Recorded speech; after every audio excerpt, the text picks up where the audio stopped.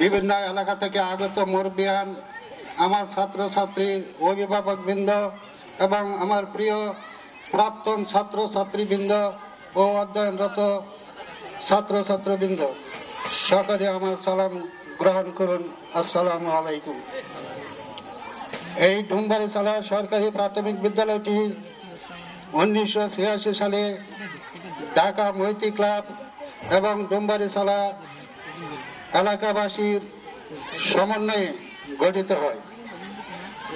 এই গঠিতকালে আমাকে এই এলাকাবাসী শিক্ষক হিসাবে নিয়োগ দেন। যারা আমাদেরকে শিক্ষক হিসেবে নিয়োগ দিয়েছিলেন তাদের মধ্যে আজ অনেকেই পৃথিবীতে নাই, তারা মৃত্যুবরণ করেছেন।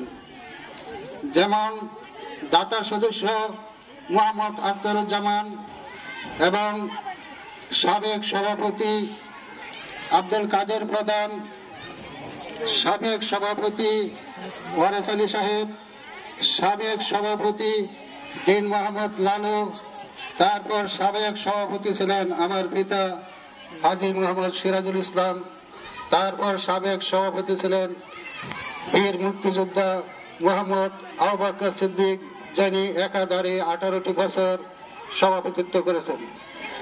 ওনারা সবাই মৃত্যুবরণ করেছেন। আমি ওনাদের আত্মার মাগফিরাত কামনা করি।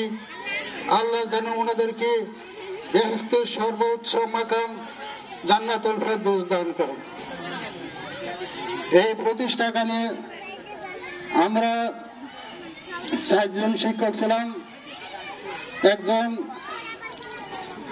এম কে সাফিউদ্দিন, উনি ছিলেন প্রধান শিক্ষক। তারপর আরেকজন শিক্ষক ছিলেন মোহাম্মদ আব্দুল বাতেন প্রধান, এবং আমার খালা হাজেরা বেগম এবং আমি নিজে।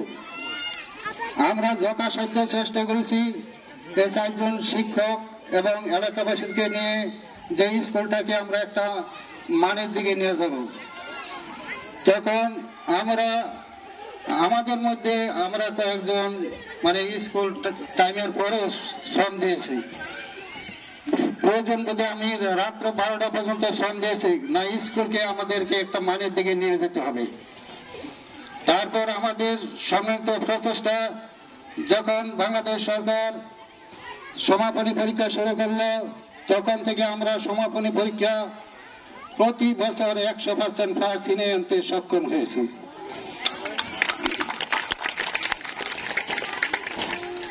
তারপর 2016 সালে আমাদের সাবেক প্রধান শিক্ষক এম কে সাফিউদ্দিন অবসরে যান। তিনি অবসরে যাওয়ার পর কিছুদিন পর মৃত্যুবরণ করেন।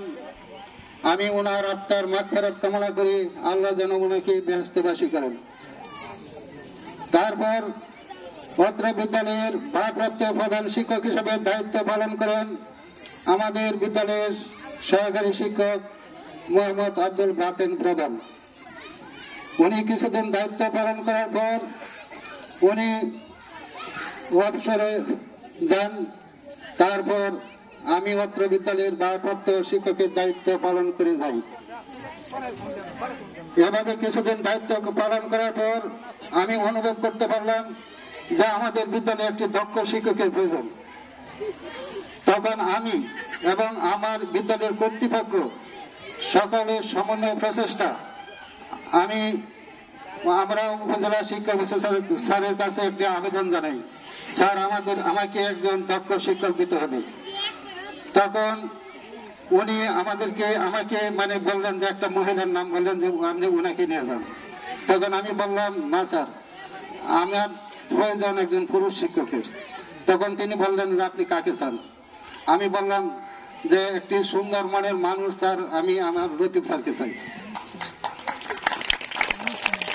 তখন আমি লতিফ স্যারকে এই বিদ্যালয়ে এনে যোগদান করাই। ওনাকে যোগদান করার পর আমাদের বিদ্যালয়টি রূপরেখা অন্যরকম ধারণ করে।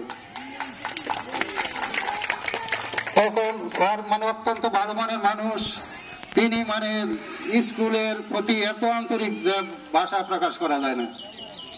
উনি যোগদান করার পর স্যার দিয়ে আমাদের কাজগুলি পরিদর্শন করেন। আমার ক্লাসও স্যার পরিদর্শন করেন এবং অন্যান্য শিক্ষকদের ক্লাসও উনি পরিদর্শন করেন। তখন আমি ভাবলাম যে স্যার কেন এই পরিদর্শন করে স্যারের ক্লাস আসে বসে থাকে, কারণটা কি? তখন স্যারে হঠাৎ করে আমাকে বলল যে স্যার আমাদের শিক্ষক স্টাফ সকলেই দক্ষ। আমার যে পরিদর্শন করলাম দেখলাম যে আমাদের শিক্ষক স্টাফ সকলেই দক্ষ।